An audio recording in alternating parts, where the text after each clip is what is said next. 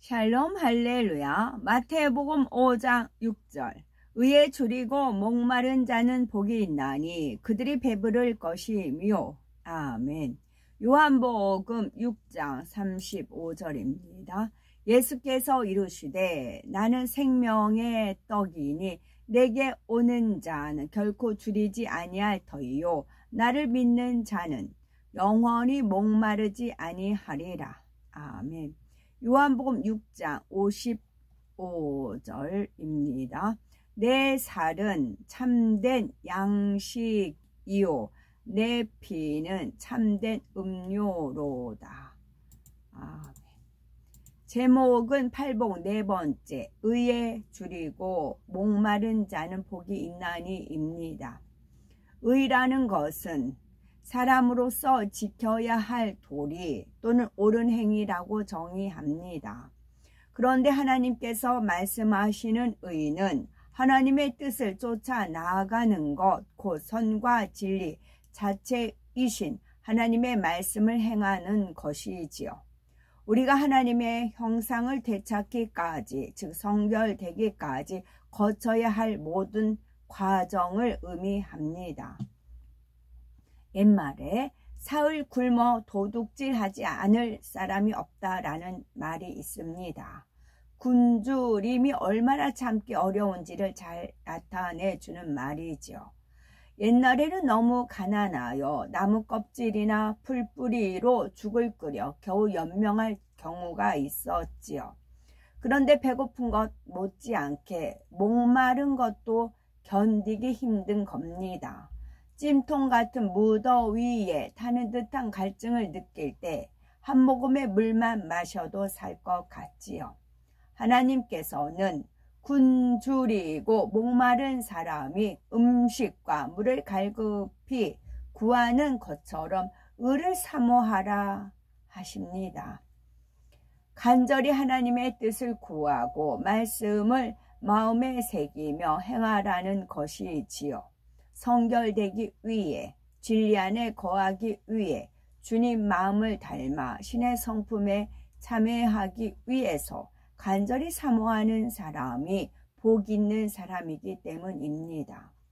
그렇다면 나는 얼마나 의에 줄이고 목말라 하는지요. 혹여 난 교회에 열심히 다니며 말씀을 들으니까 배부르고 만족스럽다 하시는지요. 말씀을 알아도 행하지 않으면 그림의 떡에 불과합니다. 진리가 내 것이 되지 않으니 하나님의 뜻이 나의 의가 될 수가 없지요. 그런 사람은 항상 먹지 못하여 배고픈 사람과 같고 물이 있어도 마시지 않아 목말라 하는 사람과 같습니다. 따라서 하나님의 뜻과 마음을 더 깊이 알기 위해 간절히 사모하고 구해야 하는 것이지요. 요한복음 6장 53절에 인자의 살을 먹지 아니하고 인자의 피를 마시지 아니하면 너희 속에 생명이 없느니라 말씀했습니다. 요한복음 6장 55절에 내 살은 참된 양식이요 내 피는 참된 음료로라 하셨지요. 이 말씀은 인자 곧 예수님의 살과 피가 우리를 배부르게 하는 영적 양식이요 목마름은 시원케 하는 영적 음료라는 것입니다. 그런데 약 2000여 년 전에 하늘로 승천하신 주님의 살과 피를 어디서 구하며 어떻게 그 살과 피를 먹고 마실 수 있을까요? 여기서 예수님의 살과 피를 먹고 마시라는 것은 영적인 의미입니다. 그렇다면은 영적으로 예수님의 살은 무엇을 의미할까요? 요한복음 1장 1절에 태초에 말씀이 계시니라 이 말씀이 하나님과 함께 계셨으니 이 말씀은 곧 하나님이시니라 했고 요한복음 1장 14절에는 말씀이 육신이 되어 우리 가운데 거하심에 우리가 그 영광을 보니 아버지의 독생자의 영광이요 말씀했습니다. 즉 예수님은 말씀이신 하나님의 육신을 입고 이 땅에 오신 분입니다. 그러니 예수님의 육신, 곧 예수님의 살은 말씀이지요. 그리고 이것을 먹는다는 것은 예수님의 가르침, 곧 하나님의 말씀인 성경을 열심히 읽고 양식 삼는 것을 말합니다.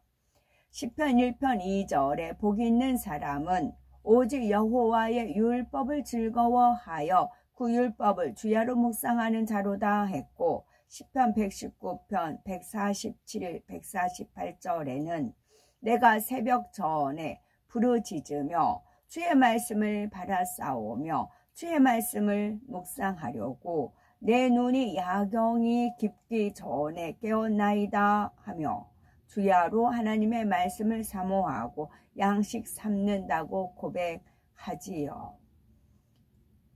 우리도 성경 말씀을 주야로 묵상하고 들은 설교 말씀을 늘 되새기며 소화해서 내 자신의 것으로 양식 삼고 계시는지요. 양식 삼는다는 것은 단지 머리에 지식으로만 담아두는 것이 아닙니다. 듣고 배운 말씀을 붙잡고 불같이 기도하여 내 자신을 돌아보며 변화되는 것이지요. 다음으로 예수님의 피를 마신다는 것은 무슨 의미일까요? 우리가 듣고 배운 하나님의 말씀을 지켜 행하는 것을 말합니다. 아무리 맛있고 영양가 있는 음식도 수분과 함께 섭취하지 않으면 소화하기 어렵습니다. 이처럼 우리가 하나님의 말씀을 듣고 배우지만 진리대로 지켜 행하지 않으면 내 자신의 것이 될 수 없지요.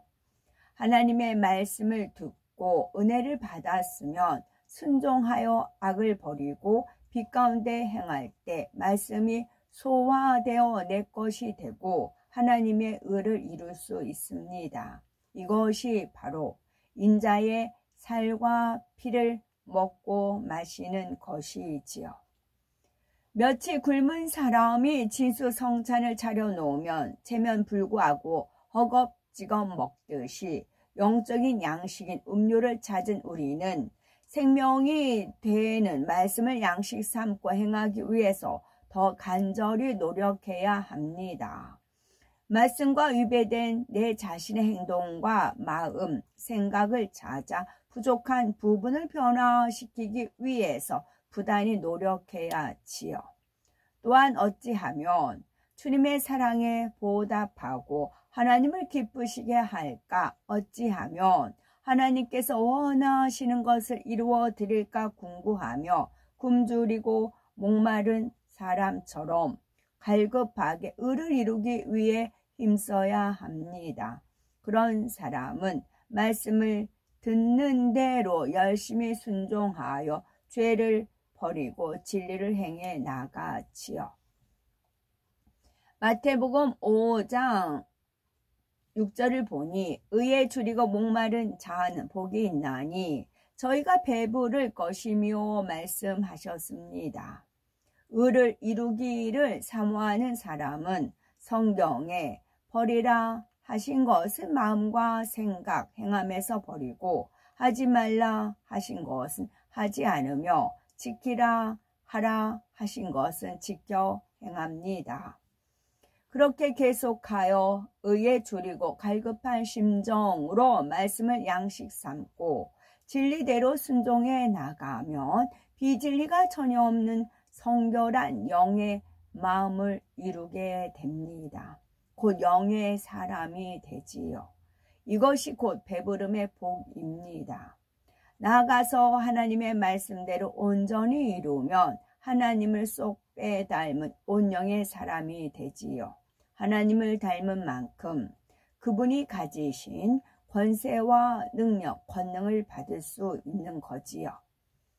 요한일서 2장 13절에 아비들아 내가 너에게 쓰는 것은 너희가 태초부터 계신 이를 알미요 말씀합니다.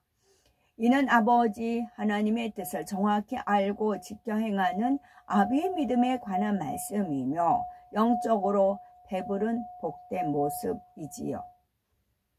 아비와 같은 큰 믿음이 되기 위해서는 영의 양식을 배부르게 먹고 믿음이 쑥쑥 자라야 합니다.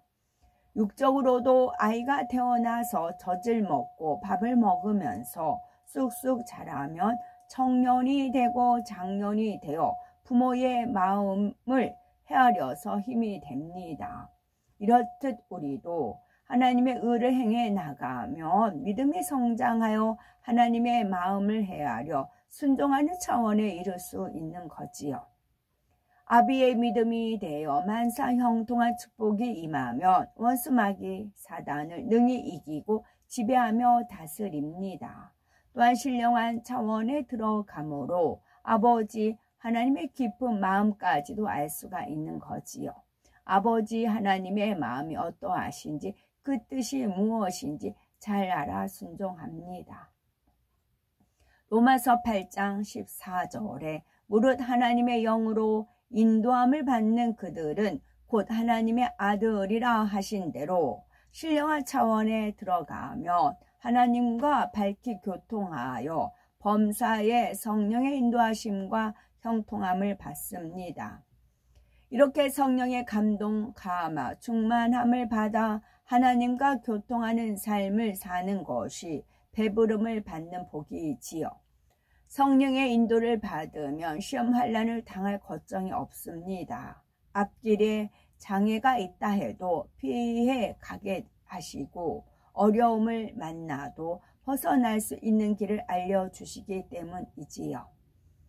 그러므로 의에 줄이고 목마른 자가 되어 열심히 하나님의 말씀을 양식 삼아 행해 나가야 되겠고, 또한 나만 진리의 말씀을 듣고 배부를 것이 아니라 굶주리고 헐벗은 수많은 영혼에게 복음으로 배불리 먹여줄 수 있는 능력 있는 일꾼이 되어야 되겠죠. 그렇게 할 때 주님께서 우리의 필요를 채워주시며 항상 풍성하고 배부른 삶을 누리게 해 주실 것입니다. 아멘. 믿음의 분량은 믿음의 1단계는 자녀들의 믿음입니다. 성령을 받고 구원받을 수 있는 믿음이지요. 이런 분들은 낙원에 갑니다. 아이들의 믿음은 믿음의 2단계는 말씀대로 행하려고 노력하는 믿음입니다. 이분들은 1천층인데 다세대 주택, 빌라 그런 거에서 공동으로 생활하는 겁니다. 청년들의 믿음은 믿음의 3단계인데 말씀대로 행할 수 있는 믿음입니다. 이분들은 단층이지만 각자 주택이 주어집니다. 그러나 거기에 문패와 교패가 되어 있습니다. 아비들의 믿음은 믿음의 4단계, 5단계입니다. 하나님을 지극히 사랑하고 기쁘시게 하는 믿음입니다. 이런 분들은 믿음의 4단계는 복층에 그런 보석으로 지어진 집이 주어지고 대신 문패, 교패 없어요. 그 집만 봐도 이 사람이 어떻게 하나님 앞에 충성을 하였고 마음을 어떻게 이루었는지 보석만 봐도 다 알 수가 있습니다. 그리고 우리나라 같은 경우 들면 사대문 안이 옛날에 사대문 안이 있었습니다. 사대문 바깥에 있었고 지금으로 말하면은 사대문 안은 새 예루살렘 성입니다. 그분들은 믿음의 5단계 온 집에 충성한 분들, 하나님을 지극히 사랑하고 기쁘시게 하는 믿음이고 온 집에 충성한 분들이 사대문 안에 들어갑니다. 그게 새 예루살렘 성 안에 들어갑니다. 새 예루살렘은 가로 세로 높이가 6천리예요.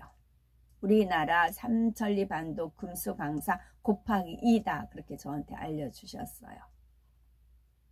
그리고 믿음의 4단계는 이제 지금으로 말하면 경기도 이렇게 부근이라 할 수 있어요. 서울을 끼고 주변